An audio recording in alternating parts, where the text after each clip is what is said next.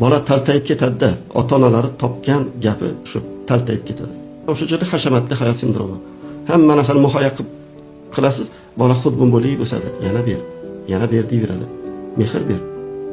Ko'ylak olib ber, shim olib ber, kiyim olib ber, keyinchalik velosiped olib ber, kaptok olib ber. Yana o'saversa mashina olib ber. Ya'ni buni men hashamatli hayot sindromi dedim.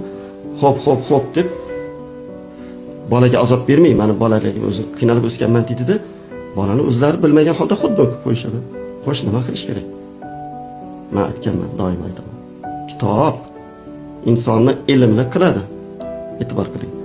Biroq mehnat uni aqlli qiladi deb. Voy, bu nima degani? Deylik, o'qityapsiz, ilmli qilyapsiz. Ilmli degani aqlli degani emas, unda qaraganda. Aql keng tushuncha.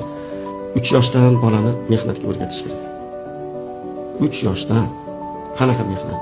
Chiroyli momiq qo'liga latta olib bering, bola o'yinchoqlariga artib qo'y. Bolam nimani, piyolani artib qo'y. Adan kelsa seni maqtaydi. Adam menga nima olib keladilar? Nima olib kelsa senga adang? Konfet olib kelsalar, mashina olib kelsalar, hozir aytaman. Qo'lingizga telefon olingda.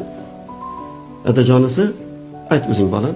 Adajon, menga mashina olib keling, konfet olib keling. Bo'ldi, bolam olib kelaman. Lekin bitta shartim bor, menga qarashasan. Ko'rdingizmi? 3 yosh